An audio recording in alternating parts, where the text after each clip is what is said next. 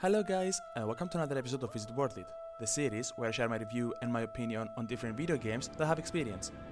Today's video is about the recently released indie title called Blue Fire. So here is a question. What do we get when we fuse the famous Link from the Legend of Zelda series with the Mystery of the Night from the Hollow Knight series? The answer is Umbra, the main character of Blue Fire. Blue Fire was developed by Graffiti Games, a small studio that worked on very small games, and it was published by themselves and ROBI Studios. The game was released in February for PC and Nintendo Switch. The game was also released for the PlayStation in June and for Xbox in July 2021. Now, how does Zelda and Hollow Knight fit into Blue Fire? Well, Blue Fire combines elements from both the games for a unique experience.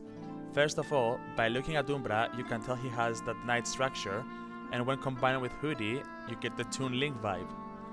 The gameplay also shares the same vibes with dungeon explorations and dark apocalyptic universe close to a Souls-like world. On to the review. Blue Fire takes place in the lost land of Panumbra. The land was formed by 6 gods who each mastered one element.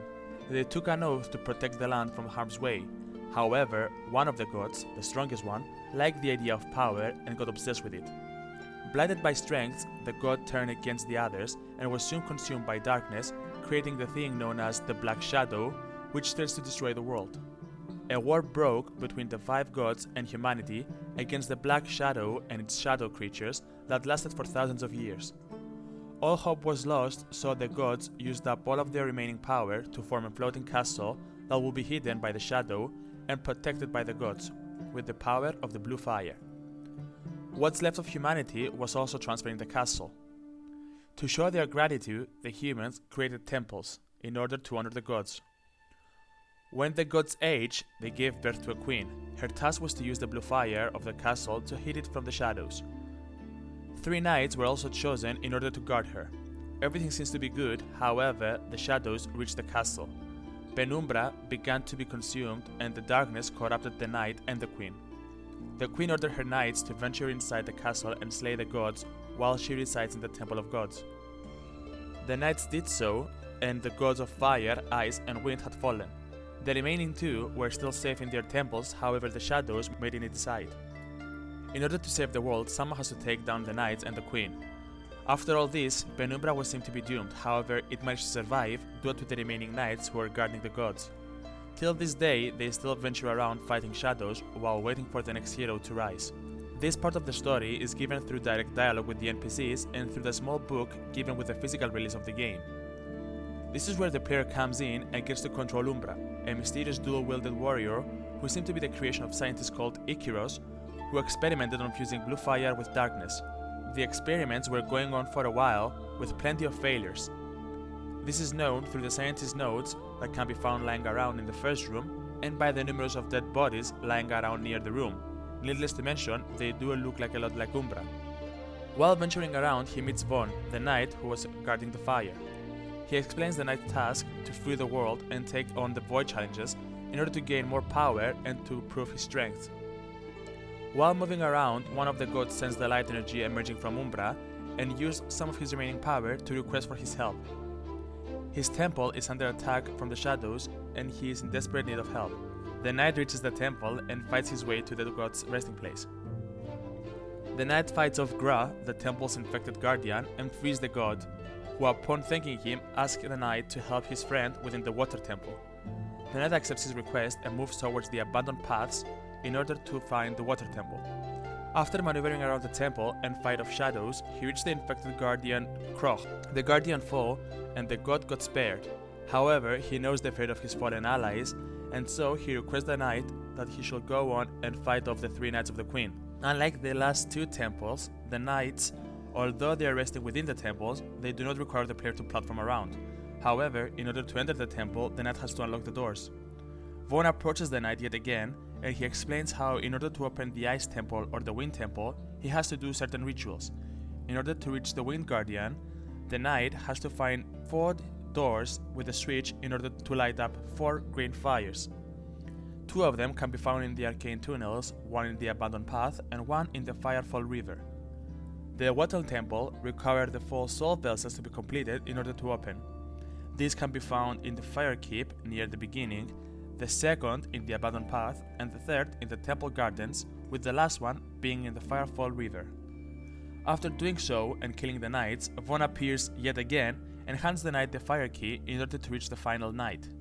Umbra defeats the knight and heads to the queen, as her gate is now accessible. The two fight, and Umbra's, alongside Panumbra's fate, are on stake. It's a very nice story filled with mystery and adventure, but how does the gameplay play? Umbra is a soulless being born from the combination of darkness and fire. This allows him to have powers and skills beyond the average human. Needless to say, he gets plenty of extraordinary set of powers. The knight moves around with L3 and jumps with X. The more you hold down X, the higher the leap, and when proceed with the story, he gains the ability to double jump. If the player wishes to explore the areas, he can gain the triple jump ability. Square is used for melee attacks through his blades. Triangle is used for casting magic, and Circle for casting a barrier. Perfect timing a circle parries the enemy, allowing for the next strike to deal more damage. R2 is the ability of Umbra to dash. Equipped with the right spirits allow for double dash. L1 is the sprint ability, and L2 locks on the enemy. Holding down square after an attack on land will charge a spinning attack that can be released with another press of the square button. Jumping on a wall will allow Umbra to wall run and even use the walls to bounce from one side to another in order to climb up.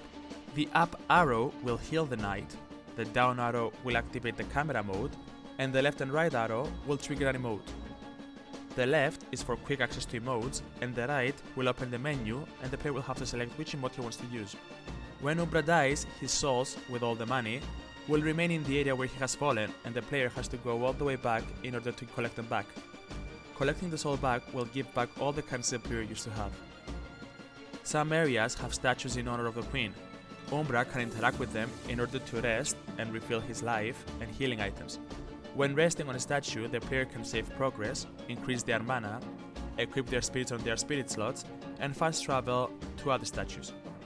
If the player dies, they'll spawn back to the last statue they've rested.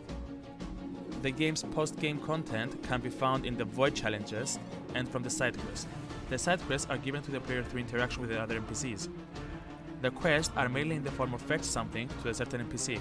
Keep in mind, some of the quests will have you to retrieve something, bring it back to the NPC, and then revisit that area and talk to the NPC again in order to get the item.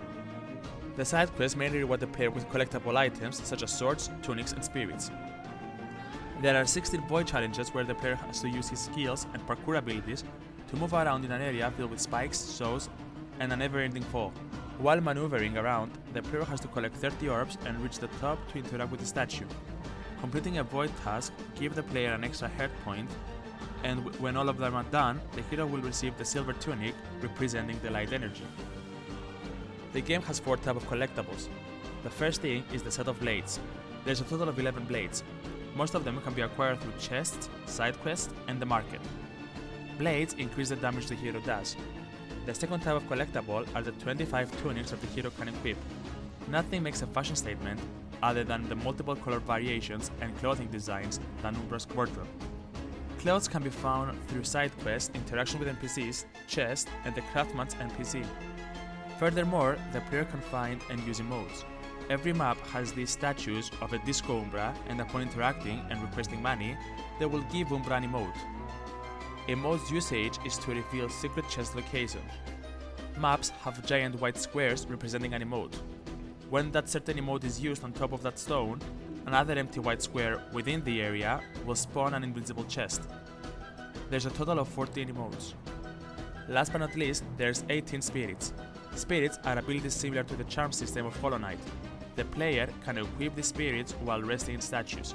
These abilities are extra damage, extra jump height, triple jump, extra length when dashing, extra weight when spinning, double the money, just to name a few. Overall, this is a fun and challenging game. It took me about 15 hours to 100% complete the game and receive the Platinum Trophy.